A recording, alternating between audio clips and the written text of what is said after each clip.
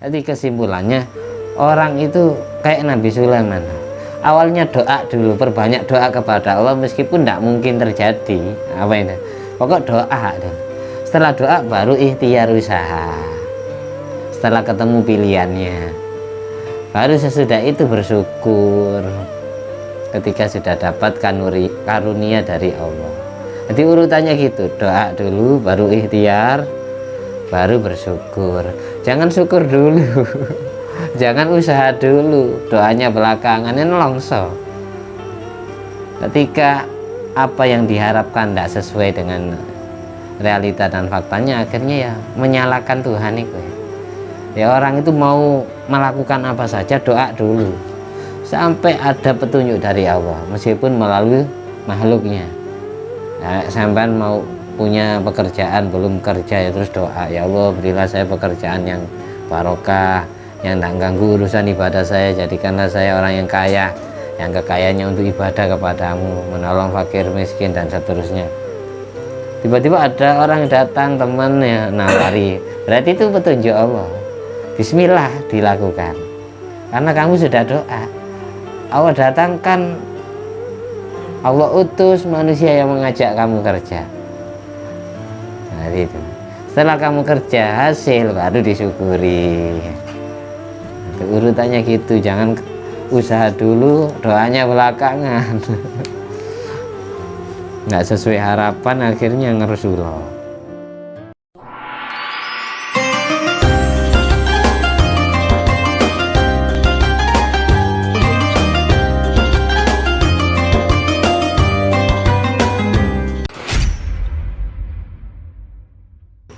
Assalamualaikum warahmatullahi wabarakatuh.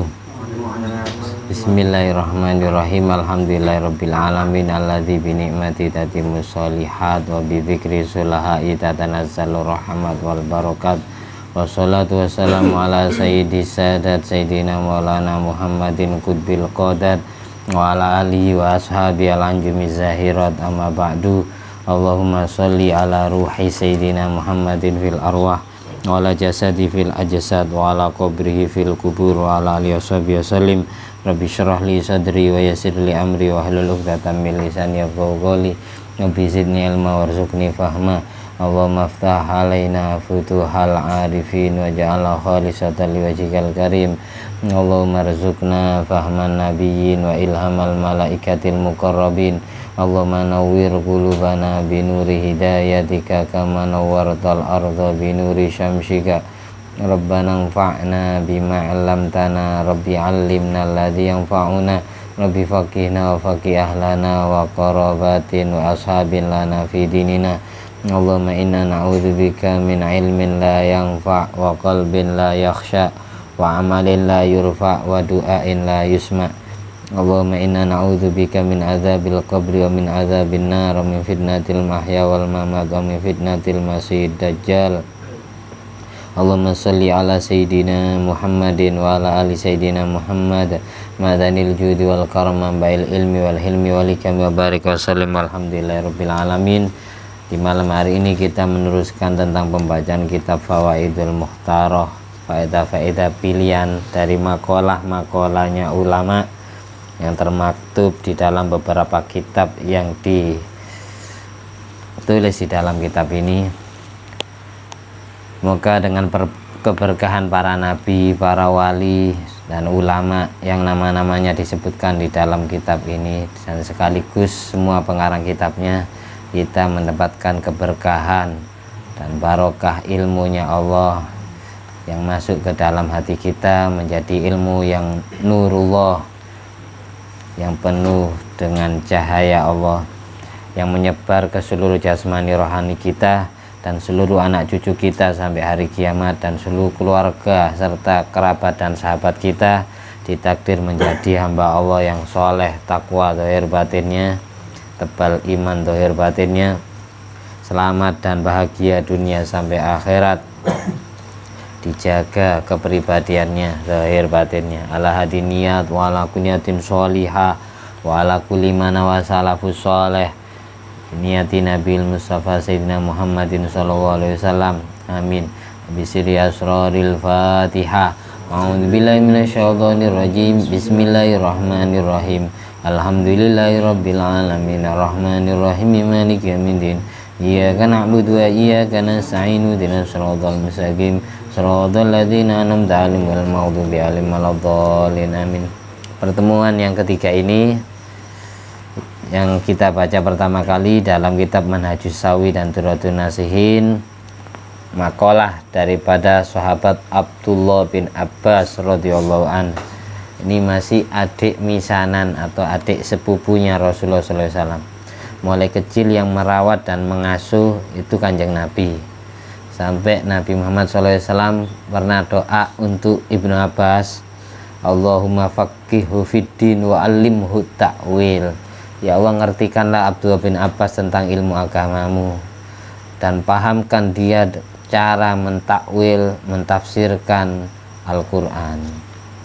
Arti yang dungo, yang doa langsung lesan mulia Rasulullah SAW, sehingga sahabat Abdullah bin Abbas sekaligus sepupunya Kanjeng Nabi dan anak angkatnya Kanjeng Nabi ini menjadi manusia yang sangat alim, karena yang doa alim itu Kanjeng Nabi.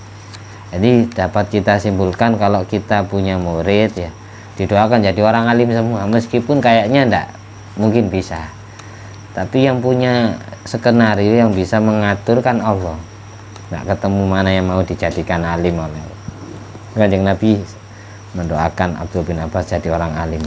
Beliau mengatakan, khuyyira Sulaiman alaihissalam bainal ilmi wal mal wal mulki fakhtarul ilma fa'atahu Allahul mala wal mulka. Nabi Sulaiman bin Daud alaihi wassalatu wassalam pernah Allah kasih pilihan jadi orang yang berilmu, orang alim.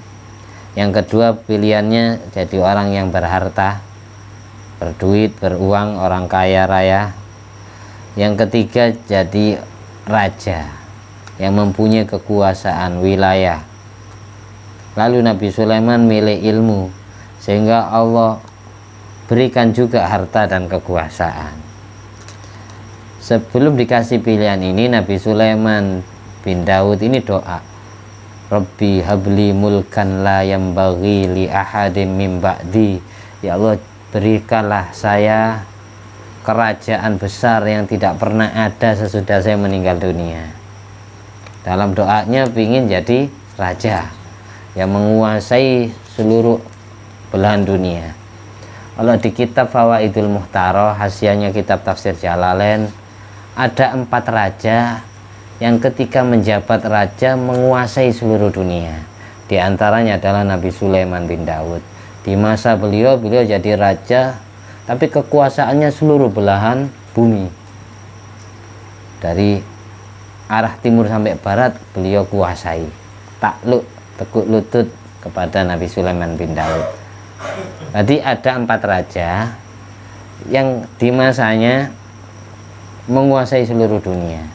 Yang 2 dari orang yang beriman kepada Allah, yang 2 lagi orang yang kafir. Yang kafir yang pertama adalah Raja Bukhtanasor.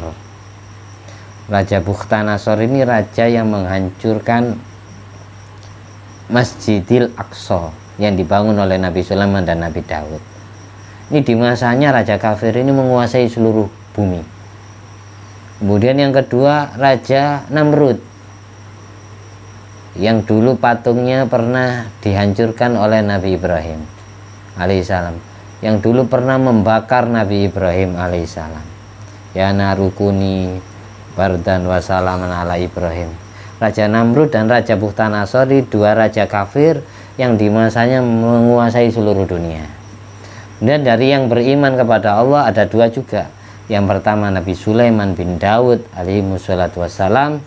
Yang kedua yang kelak akan dijadikan raja sesudah meninggalnya Dajjal dan sesudah binasanya Ya'juj Ma'juj, yaitu Imam Mahdi Al-Muntadhar. Ini keterangan ini dimaktub di dalam kitab Futuhatul Ilahiyah, hasiahnya kitab tafsir Jalalain oleh Syekh Sulaiman Al-Jamal. Yang raja yang terakhir ini yang belum terjadi, yang 3 sudah lewat.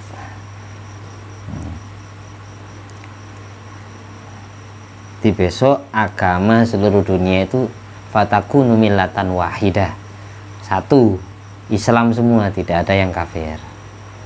Ketika Dajjal meninggal, Yahudi dibantai, Ya'juj binasa, Ya'juj Ma'juj binasa. Ya'juj Ma'juj itu ribuan, minimal ya 8.000 lah, karena bahasa Ya'juj itu satu umat, Ma'juj juga satu umat, berarti 2 bangsa. Dalam kaidah bahasa Arab, minimal dikatakan satu umat, paling sedikitnya adalah aqalluhum arba'atu alafin, 4.000. Kalau memang Ya'juj Ma'juj ini 2 bangsa, 2 umat, berarti minimal jumlahnya Ya'juj Ma'juj itu 8.000. Semuanya bertaring.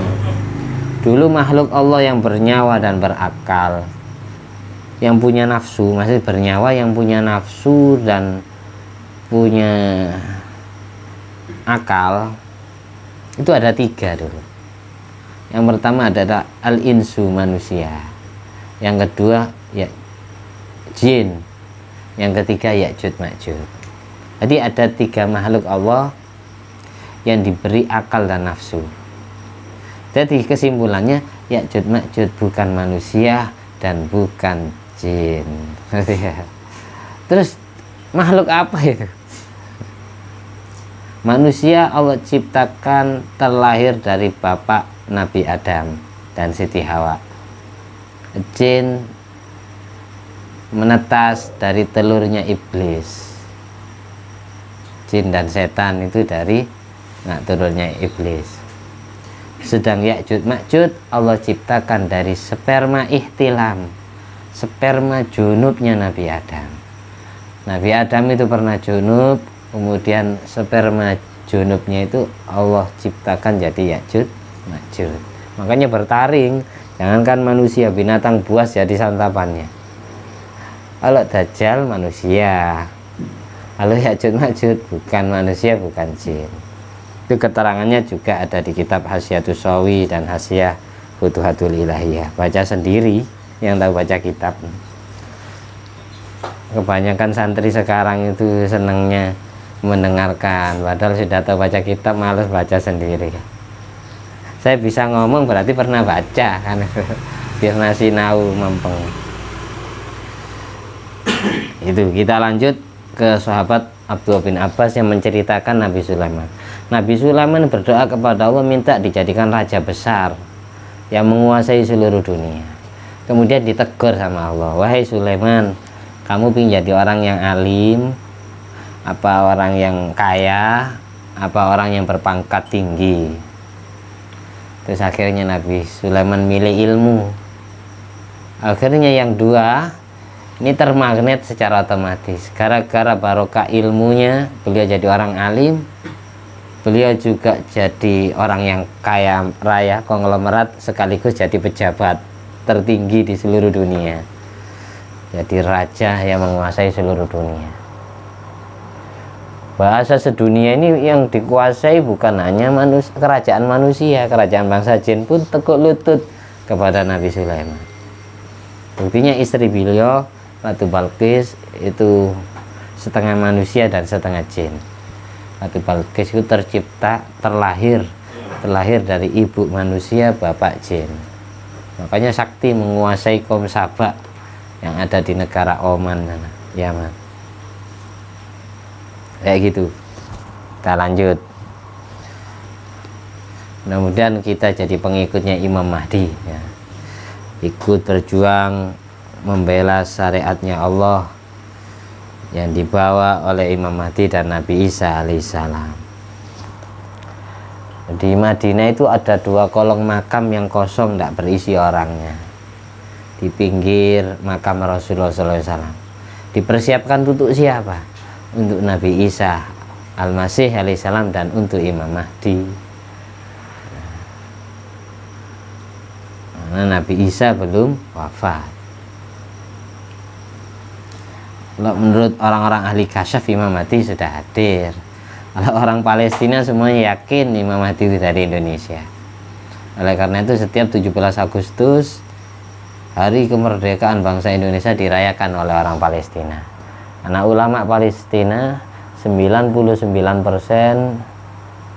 semuanya mengisyaratkan kepada rakyat Palestina bahwa kemerdekaan Palestina yang bisa membebaskan dari belenggu jeratan Israel itu adalah orang Indonesia. Nah, 17 Agustus di sana itu ada lomba kayak lomba di Indonesia, ada panjat pinang, tarik tambang dan seterusnya. Kalau nggak percaya lihat di YouTube. Laki perempuan yang lomba tarik tambang, pakai jilbab. Orang Palestina itu sangat cinta bangsa Indonesia, sampai ke bawah ke sepak bolanya. Ini berawal dari itu keyakinan mereka besok yang bisa membebaskan orang Indonesia. Tapi orang Indonesia sendiri tidak merasa di dalam jiwa Indonesia kelak akan ada Qutbul Ghaus, rajanya wali di seluruh dunia.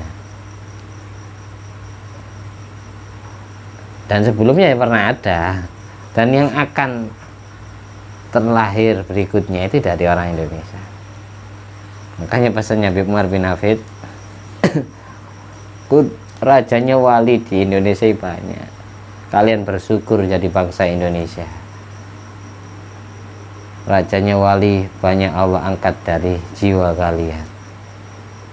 Berarti Habib Umar sudah dapat isyarat. Secara tidak, rajanya wali di akhir zaman ya Imam Mahdi. Tidak ada lagi kata-kata Sultanul Aulia ya di akhir zaman orang yang paling soleh, orang yang paling takwa, Imam Mahdi. Yang jelas orang yang jadi Imam Mahdi itu masih ada darah Rasulullah SAW. Meskipun misal darahnya ada wanita, meskipun darah wanita kan anak cucu Nabi. Karena orang jadi wali kutub itu syaratnya harus punya darah Nabi. Kalau tidak punya darah Nabi, tidak bisa jadi wali kutub. Mentok, wali mentok wali autad.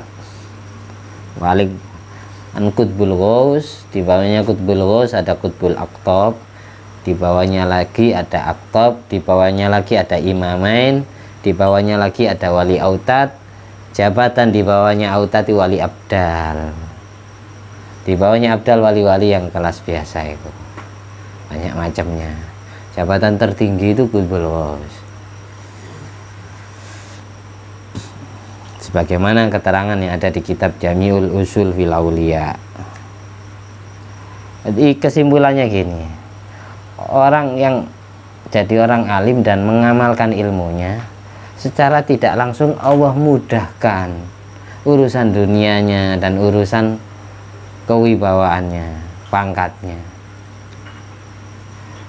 Ilmunya memagnet urusan dunianya, tidak diberi kesusahan oleh Allah untuk mencari rezeki. Fokus ilmu. Jadi kesimpulannya orang itu kayak Nabi Sulaiman. Awalnya doa dulu, perbanyak doa kepada Allah meskipun tidak mungkin terjadi. Apa itu? Pokok doa dulu. Setelah doa baru ikhtiar usaha. Setelah ketemu pilihannya, baru sesudah itu bersyukur ketika sudah dapat karunia dari Allah. Jadi urutannya gitu, doa dulu, baru ikhtiar, baru bersyukur. Jangan syukur dulu, jangan usaha dulu, doanya belakangan, ini longso. Ketika apa yang diharapkan tidak sesuai dengan realita dan faktanya, akhirnya ya menyalahkan Tuhan itu ya. Ya orang itu mau melakukan apa saja, doa dulu sampai ada petunjuk dari Allah, meskipun melalui makhluknya. Nah, sampai mau punya pekerjaan belum kerja ya terus doa, ya Allah berilah saya pekerjaan yang barokah, yang tidak ganggu urusan ibadah saya, jadikanlah saya orang yang kaya, yang kekayaannya untuk ibadah kepadamu, menolong fakir miskin dan seterusnya. Tiba-tiba ada orang yang datang, teman ya nawari, berarti itu petunjuk Allah. Bismillah dilakukan, karena kamu sudah doa. Allah datangkan, Allah utus manusia yang mengajak kamu kerja. Nah itu, setelah kamu kerja hasil baru disyukuri. Itu urutannya gitu. Jangan usaha dulu, doanya belakangan. Nggak sesuai harapan, akhirnya ngerusuloh. Itu kesimpulannya. Berikut makalahnya Imam Muhammad bin Idris As-Syafi'i rahimahullah ta'ala. Abdullah bin Abbas makamnya di Madinah, kalau Imam Syafi'i makamnya ada di negara Mesir. Imam Syafi'i ini makamnya ada di negara Mesir. 90% bangsa Indonesia ikut mazhab Syafi'i. Setiap kita wudhu, Imam Syafi'i rekening tabungan akhiratnya diisi pahala. Setiap kita sholat karena madhabnya Syafi'i. Apa pentingnya orang bermadhab? Besok yang mempertanggungjawabkan di hadapan Allah Imam Syafi'i. Sholat kita, wudhu kita, kalau sampai Imam Syafi'i yang salah, Imam Syafi'i yang nanggung. Karena beliau yang punya madhab, karena beliau yang berijtihad. Itu enaknya orang bermadhab di situ. Imam Muhammad bin Idris As-Syafi'i ini masih darah laki-laki keturunan Muttalib bin Abdi Manaf. Kalau Rasulullah SAW Hashim bin Abdi Manaf. Abdi Manaf itu punya anak 4. Yang pertama itu lahir Abdus Syams sama Naufal sama Hashim. Yang kedua Muttalib, yang kebalik. Yang pertama bayi kembar Abdus Syams sama Hashim. Terus yang kedua ini Muttalib, mbahnya Imam Syafi'i. Yang ketiga itu Bani Naufal. Di awal Rasulullah SAW mengaku jadi nabi, yang membela perjuangan dakwah nabi itu dari keturunan Bani Hashim sama Bani Muttalib. Yang Bani Naufal sama Bani Abdus Syams memusuhi Nabi.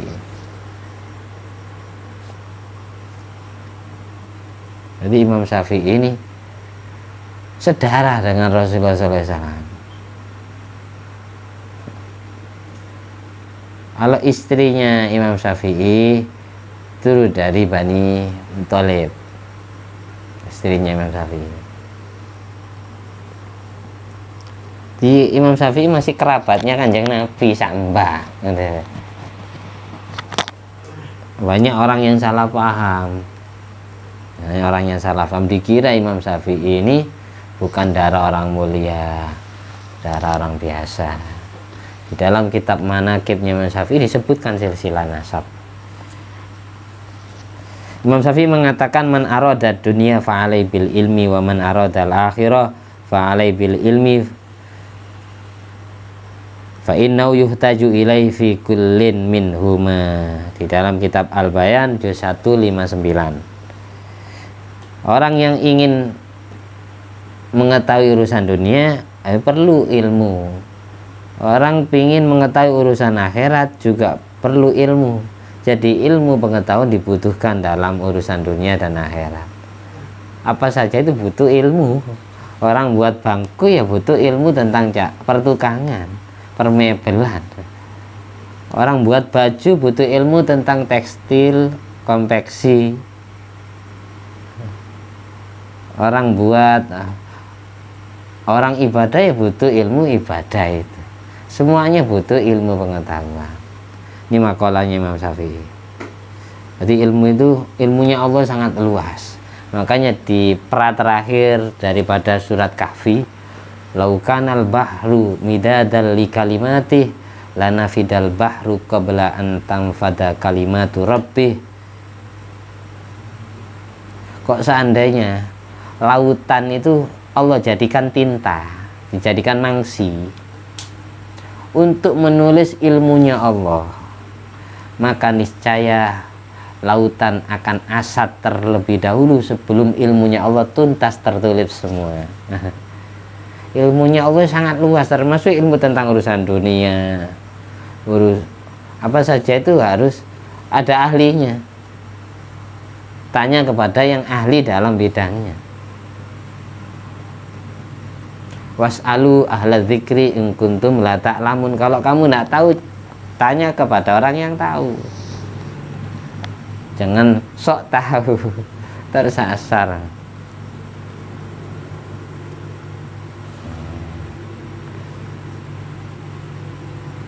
Kalau di apa itu, di surat Yusuf, kalau tadi surat Kahfi, wa fawqa kulli dzi ilmin alimun, di atas orang yang berilmu pasti ada yang lebih berilmuan lagi, lebih aliman lagi. Tidak mungkin ilmunya, meskipun Nabi Sulaiman alim, kealimannya mengalahkan Nabi Daud ayahandanya, tapi itu hanya setetes. Dawuhnya Nabi Khidir kepada Nabi Musa, muridnya alaihi salatu wassalam, apa yang saya berikan kepadamu itu masih setetes ilmunya Allah. Kalau diibaratkan ada seekor burung nyucuk lautan, hanya satu cucuan ilmu itu, ilmu yang saya ajarkan kepadamu Musa. Ibaratkan burung nyucuk laut, ya sisanya banyak. Hati sealim-alimnya kita jangan sampai sombong. Kalau hati kita merasa alim, carilah orang yang lebih alim dari kamu. Kalau hati kita merasa soleh, carilah orang yang lebih soleh dari kamu. Kalau hati kita merasa bertakwa, carilah orang yang lebih bertakwa daripada kamu. Itu untuk mengobati hati biar terus tawadu, biar tidak tercemari penyakit sombong. Berikutnya ada hadis yang dikutip di dalam Nashr Tayyib Ta'rif, Annad dunya innad dunya yu'tihallahu man yuhibbu wa man la yuhibbu wa la yu'til ilma illa man yuhibbuhu minal abrar. Allah memberikan dunia kepada orang yang Allah cintai dan orang yang tidak Allah cintai.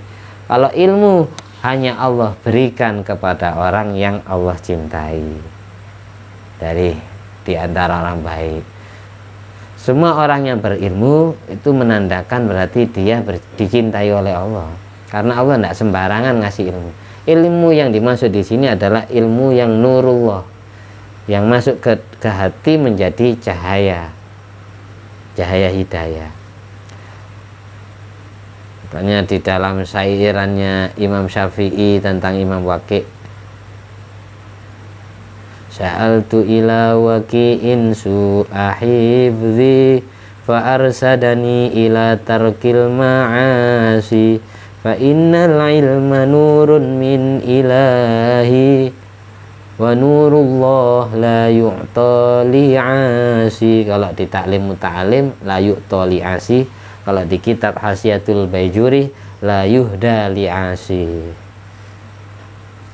Aku mengadu kepada syakautu ila waqi'in, aku mengadu kepada guruku, kata Imam Syafi'i yang bernama Syekh Waqi'. Aku mengadu kepada guruku Syekh Waqi' tentang jeleknya hafalanku. Saya hafalanku kadang jelek, kadang lupaan. Saya curhat kepada guruku, tapi guruku menyarankan agar aku menjauhi maksiat, karena ilmu itu adalah cahaya Allah. Cahaya Allah tidak akan Allah hadiahkan kepada orang yang bermaksiat. Jadi kalau pingin ilmu itu lengket di dalam hati, ya kita harus berupaya tidak maksiat. Kalau memang terjerumus maksiat, segera bertobat, segera istighfar, biar nah hilang ilmunya. Jadi setiap orang mengingat-ingat ilmu yang sudah dipelajari tapi Allah bikin lupa hatinya, segera baca istighfar, biar diingatkan lagi. Sanuqri'uka fala tansa, aku bacakan kepadamu jadi jangan kau lupa. Di surat apa itu? Sanuqri'uka sabbihisma rabbikal a'la.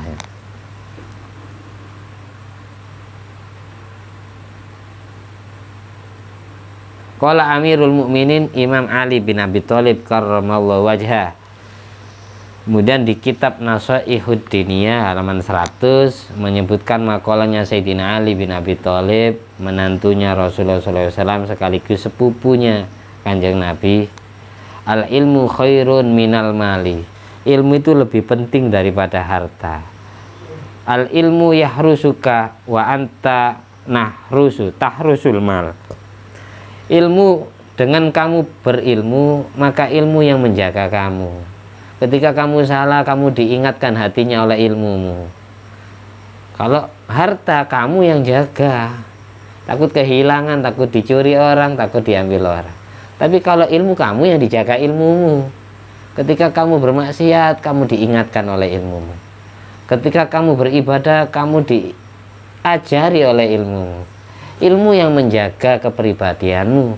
Kalau harta, kamu sendiri yang menjaga, takut hilang dicuri orang. Al ilmu yazku alal infak wal mal tungkisuhun nafaqah. Ilmu itu bisa berkembang biak semakin banyak dan semakin kau jadi orang alim dengan cara diinfakkan, dengan cara diajarkan kepada orang lain. Kalau harta benda semakin berkurang ketika kamu belanjakan. Kamu punya uang 100.000, dibuat belanja 50.000, berkurang. Tapi kalau punya ilmu, setelah kamu amalkan sendiri terus kamu ajarkan ke orang lain, kamu akan semakin berkembang ilmunya, semakin jadi orang yang alim. Ilmu bisa semakin bertambah banyak gara-gara kau infakkan kepada orang lain. Kalau harta semakin berkurang ketika kamu buat belanja. Itu bedanya.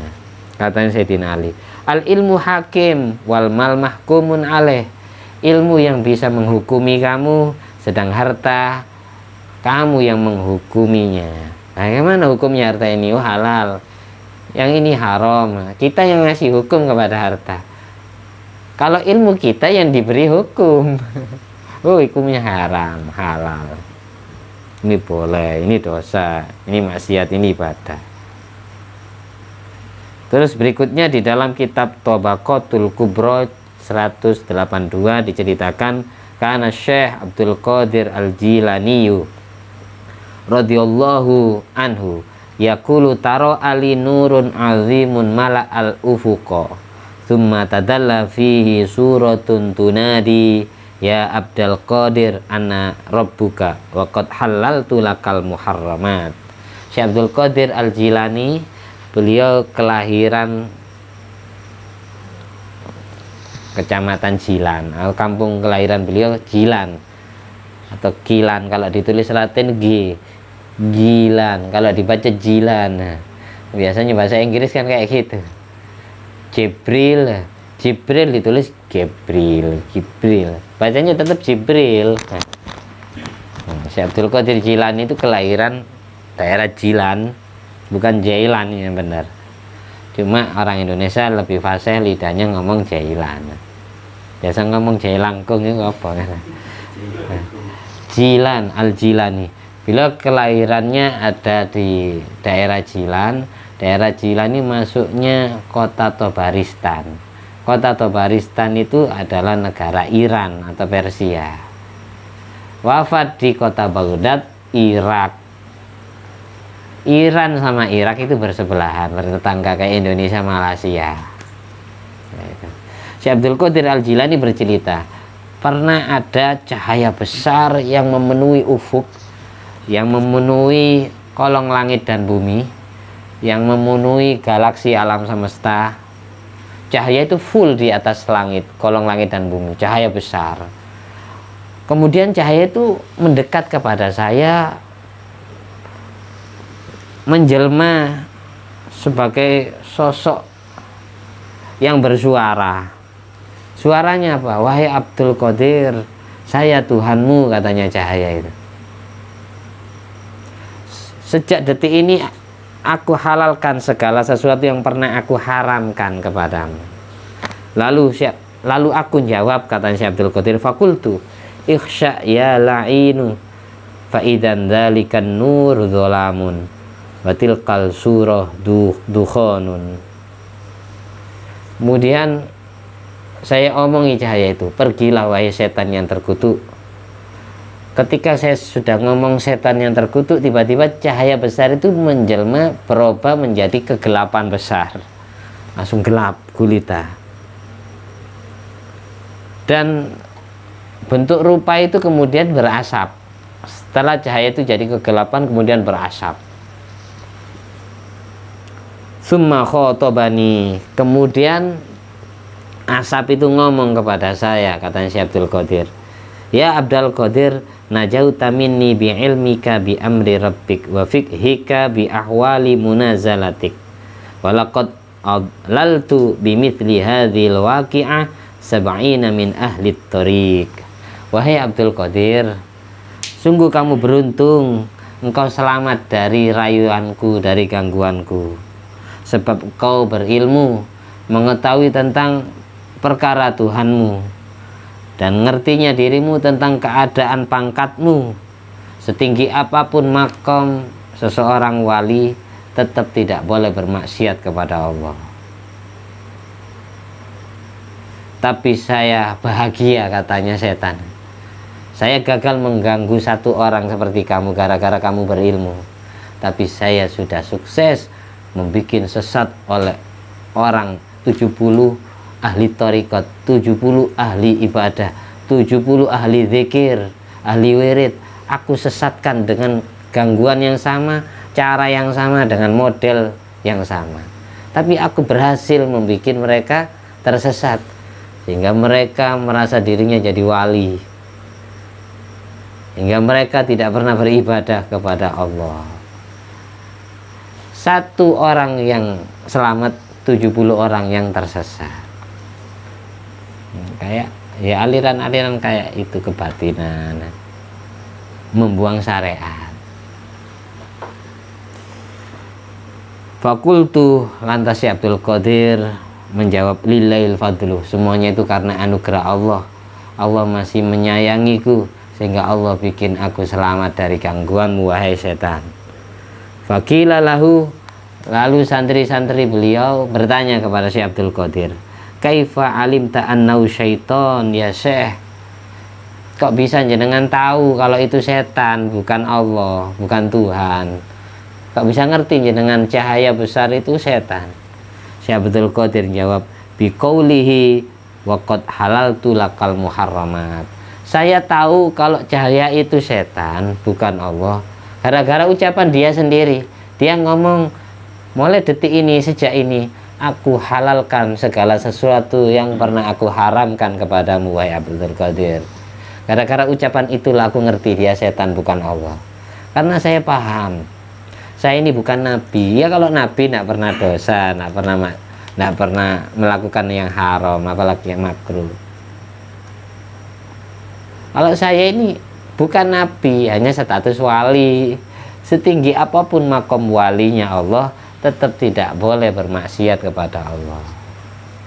Dari ucapan si setan itu sendiri yang membuat saya paham kalau dia setan, bukan Allah. Ini hati-hati ya bagi yang punya basirah, yang kasef, yang bisa melihat yang niskala, yang gaib-gaib, itu hati-hati. Ketika kita didatangi sosok kayak nabi atau wali atau apa, Fatihah ya orang yang datang itu. Kalau memang ini nabi beneran, wali beneran, bukan setan, tidak mungkin pergi. Ketika orangnya sendiri yang datang, ya yang jalma ini pergi, yang menyerupai itu pergi. Itu jangan langsung percaya. Ketika kita diberi lihat yang kayak gitu-gitu sama Allah, kita doa dalam hati, ya Allah, berilah saya petunjukmu agar saya tidak tersesat. Karena sekelas walimu kayak Syekh Abdul Qadir itu saja ya diganggu seperti itu, apalagi sekelas saya yang gampang lihat bokong.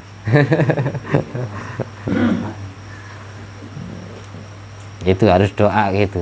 Ini cerita, bisa kita ambil hikmah. Kemudian cerita berikutnya, makalah dari Syekh Fathun Al-Mausili rahimahullah ta'ala. Syekh Fathun Al-Mausili rahimahullah ta'ala, nama beliau kalau di Indonesia tidak viral, tapi di luar negeri viral.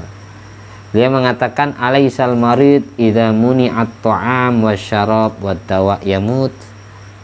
Qalu bala. Qala kadzalikal qalbu idza muni'al hikma wal ilma salasata ayyam yamut. Syekh Fathun Al-Mausili mengatakan, bukankah orang yang sakit lidahnya dicegah untuk mengkonsumsi makanan, minuman, dan obat, maka yang sakit itu mati? Santri-santrinya jawab. Jadi Syekh Fathun Al-Mausili pernah ngomong kepada santrinya, bukankah orang yang sakit kalau dia dilarang makan, minum, dilarang minum obat, dia akan mati? Murid-muridnya jawab, ya. Demikian pula hati, ketika hati dilarang mendengarkan ilmu, manfaat, selama 3 hari hati kita tidak kemasukan ilmu pengetahuan sama sekali, hati kita akan mati, tidak mempan dinasehati. Ini katanya Syekh Fathun Al-Mausili ya, 3 hari. Kalau di kitab Wasiatul Mustafa li Sayyidina Ali 40 hari. Idza madha 'alal mu'min arba'una sabahan walam yujalisil ulama qasa qalbu wa jasaro 'alal kabair. Kalau orang beriman 40 subuh, 40 pagi tidak kumpul duduk bersama orang yang berilmu. Kalau ada orang beriman selama 40 hari tidak kumpul duduk bersama orang yang alim, orang yang berilmu, maka hatinya akan keras dan berani menerjang maksiat, berani melakukan dosa besar. Hatinya atos, hatinya tidak mati kalau 40 hari ya. Atos, keras hatinya dan berani melakukan dosa besar. Katanya Fathun Al-Mausili 3 hari saja mati, apalagi sampai 40 hari. Ini untung kita masih seminggu sekali. Seminggu sekali. Syekh Fathun Al-Mausili ini diceritakan di Jamil Karamatil Aulia. Nama aslinya beliau Fathun bin Sa'id Al-Mausili. Kana min akabiril aulia wa a'azimil asfiya. Beliau termasuk di zamannya menjadi pembesar para wali, rajanya para wali di masanya, dan rajanya para sufi. Min karomati, di antara karomahnya Syekh Fathun Al-Mausili, annahu kana yamshi 'alal ma', beliau sering jalan di atas air tanpa perahu. Di antara karomahnya Syekh Fathun Al-Mausili yang mengatakan hati kalau tidak kemasukan ilmu selama 3 hari hati akan mati. Beliau ini sering ziarah dari negara beliau, daerah beliau ke Mekah lewat laut, jalan kaki. Jadi sering jalan kaki di atas air. Waqala Abdullah bin Jalak, bahkan Imam Abdullah bin Jalak bercerita, kuntu bi Baghdad inda Syari Asy-Syaqati. Aku pernah di negeri Baghdad, Irak. Saya sowan ke dalamnya imam besar yang bernama Imam Syari Asy-Syaqati. Ini muridnya Imam Fathun Al-Mausili. Imam Syari Asy-Syaqati rentetan sanadnya adalah masih keguruan daripada Syekh Abdul Qadir Al-Jilani. Ini di atasnya Syekh Abdul Qadir itu ada wali besar namanya Syekh Syari Asy-Syaqati. Di atasnya Syekh Syari Asy-Syaqati beliau punya guru nama Syekh Fathun Al-Mausili. Pernah katanya Imam Abdullah bin Jalak ini sowan ke Baghdad, Irak. Ke dalamnya imam besar namanya Imam Syari Asy-Syaqati. Ini muridnya, kalau bahas muridnya saja luar biasa, apalagi nyampe ke gurunya Fathun Al-Mausili. Imam Syari Asy-Syaqati ini pernah beritahu beliau kalau dihinggapi burung ya, burung itu diapain saja tidak bisa terbang, kayak ada lem perekatnya. Di antara karomahnya Syekh Syari Asy-Syaqati, muridnya Syekh Fathun Al-Mausili, beliau kalau dihinggapi burung mencelok ya di tangan beliau, ini tidak bisa terbang burung ini, disungsang di gini-gini kan tetap. Ketika beliau mengkonsumsi makanan kesukaan burung, ketika beliau sudah bertobat tidak mau makan makanannya burung kayak bumbu rempah-rempah, itu baru burung itu bisa lepas dari tangan beliau. Ini karomahnya Syekh Syari Asy-Syaqati, belum karomah gurunya. Imam Abdullah bin Jalak sowan kepada Imam Syari Asy-Syaqati di Baghdad, Irak. Faqama inda mudhi janibin minal lail, kemudian ketika lewat beberapa waktu di malam hari, liyazuru Fathun Al-Mausili, Imam Syari Asy-Syaqati mengajak saya sowan ke dalamnya Imam Fathun Al-Mausili. Ayo sowan ke guru saya, katanya Imam Syari Asy-Syaqati bilang kepada Syekh Abdullah bin Jalak. Malam hari sowannya, karena malam hari ya sowan ke dalamnya kiai kok malam-malam. Kayak Jak Soleh kan. Fa akhadaul asas wa amara bidarbihi. Akhirnya Imam Syahri As-Saqati ditangkap oleh tukang penjaga malam atau peronda patroli. Ditangkap itu para penjaga malam ini. Satpol PP lah, penjaga kampung, ansip, satpam, ditangkap. Dan semua orang mengira Syekh Syahri As-Saqati ini pencuri, maling, dan suruh pukuli, suruh masa. Farofa al-jallad yadahu bisaut. Kemudian al-gojo, pelaksana hukum mati itu, mengangkat tangannya sambil membawa cemeti, cambuk, untuk mencambuki Syekh Syahri As-Saqati. Bahwa kofat walam yastati irsalaha, tangannya al-gojo itu tidak bisa gerak, tidak bisa melepaskan cambuknya. Fana harohul amir, si kepalanya al-gojo atau pimpinannya, bosnya, sampai membentak al-gojo itu. Ya apa kamu, saya suruh pukul tidak dipukul, saya suruh cambuki tidak dicambuk. Akhirnya si al-gojo tadi yang tangannya tidak bisa gerak itu, faqala bijanibi syekhun yaqulu la tadribhu alam aktir uharriku yadi. Wahai bosnya satpam ini, bosnya al-gojo, bukannya saya tidak mau menjalankan perintahmu, tapi di sebelah saya ini ada seorang syekh, ada seorang wali besar, ulama besar, yang mana beliau bilang kepada saya, jangan kau pukul dia, muridku Syahri As-Saqati, jangan kau pukul. Di sebelah saya ada seorang guru besar yang melarang saya memukuli orang ini. Sejak beliau ngomong jangan kau pukul, saya tidak bisa menggerakkan tanganku, saya sudah tidak sanggup. Fanadhara, akhirnya si kepala Satpol PP ini sudah habis. Ada panggilan, ganggu acara. Tidak bisa digerakkan lagi.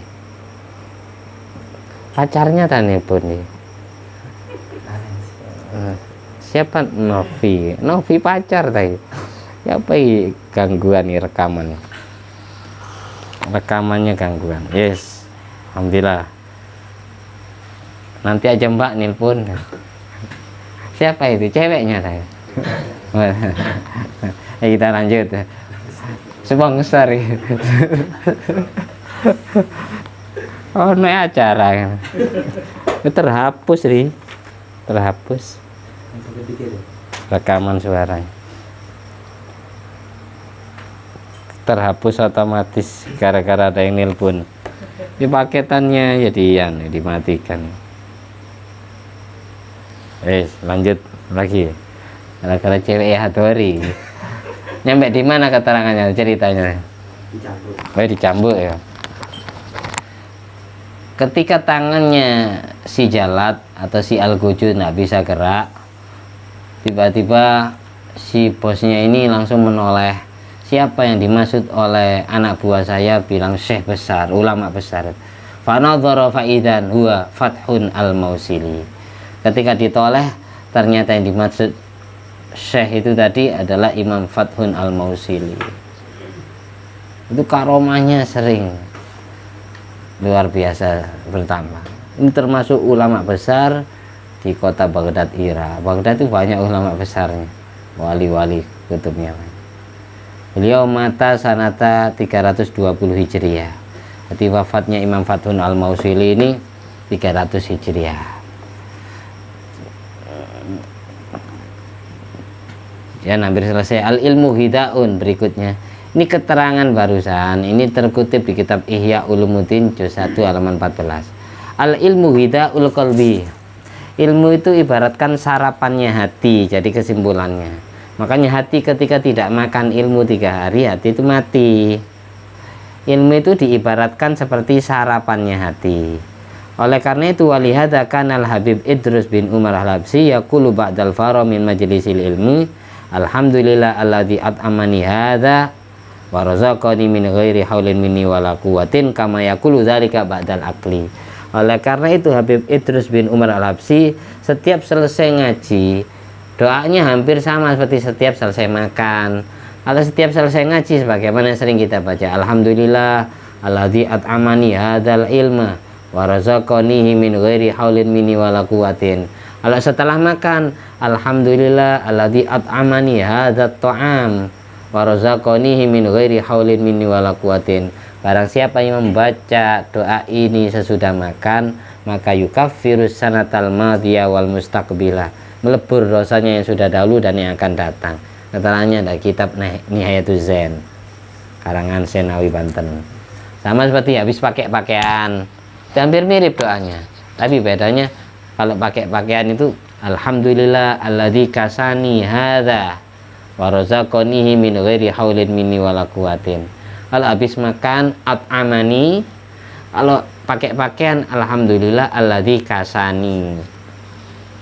Segala puja dan puji hanya milik Allah yang telah memberikan rizki berupa ilmu ini, berupa makanan ini, berupa pakaian ini tanpa daya dan kekuatanku sendiri, tapi murni kekuatan dan daya dari Allah.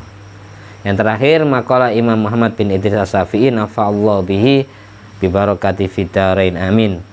Man la yuhibbul ilma la khaira fih. Barang siapa hatinya tidak seneng ilmu, benci ngaji, itu tidak ada kebaikan sama sekali dalam diri orang itu. Fala takun bainaka wa bainahu ma'rifatun wala shadaqatun.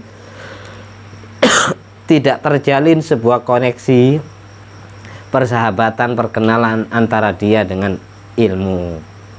Fa innal ilma hayatul qulub wa misbahul basair. Karena ilmu itu bisa menghidupkan hati dan bisa menerangkan mata hati. Innallah yuhyil ardal maita, innallah yuhyil qulubal maita binuril hikmah kama yuhyil arda biwabilis sama.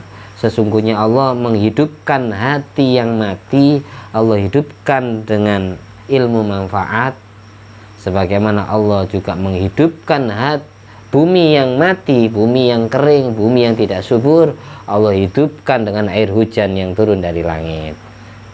Bumi sekeras apapun, seatos apapun, segersang apapun, kalau sering dihujani, maka bumi itu akan empuk dan subur. Ditanami apa saja pasti tumbuh kebaikan. Demikian pula hati. Hati kita kalau sering ngaji, sering dengarkan ilmu, meskipun dari 100 ilmu tidak ada yang kita amalkan sama sekali kecuali satu. Sering dengar ngaji, sering dengar ilmu, lama-lama di antara ilmu yang kita dengar itu ada yang manfaat, ada yang kita amalkan. Sekeras-kerasnya hati, kalau sering disirami ilmu, pasti hati itu akan empuk, hati itu akan subur, tumbuh tanaman kebaikan. Sekeras-kerasnya bumi, kalau sering dihujani, lama-lama akan empuk dan tumbuh, ditanami apa saja. Mudah-mudahan bermanfaat. Amin. Al-Fatihah. Bismillahirrahmanirrahim. Alhamdulillahirabbil alamin arrahmanir rahim maliki yaumiddin. Iyyaka na'budu wa iyyaka nasta'in ihdinas siratal mustaqim siratal ladzina an'amta 'alaihim ghairil maghdubi 'alaihim waladdallin. Amin. At-tahiyyatul mubarakatus shalawatut thayyibatu lillah. Assalamu alayka ayyuhan nabiy wa rahmatullahi wa barakatuh. Assalamu alayna wa ala ibadillahi sholihin. Asyhadu an la ilaha illallah wa asyhadu anna muhammadar rasulullah. Allahumma salli ala sayyidina Muhammadin wa ala ali sayyidina Muhammad kama shallaita ala sayyidina Ibrahim wa ala ali sayyidina Ibrahim wa barik ala sayyidina Muhammad wa ala ali sayyidina Muhammad kama barakta ala sayyidina Ibrahim wa ala ali sayyidina Ibrahim fil alamin innaka Hamidum Majid. Alhamdulillah alladzi at'amani hadzal ilma wa razaqanihi min ghairi haulin minni wala quwwatin bi fadli subhana rabbika rabbil izzati amma yasifun wa Wassalamun alal mursalin walhamdulillahi rabbil alamin. Subhanakallahumma ahya wa bihamdika asyhadu an la ilaha illa anta astaghfiruka wa atubu ilaik. Wassalamualaikum warahmatullahi wabarakatuh.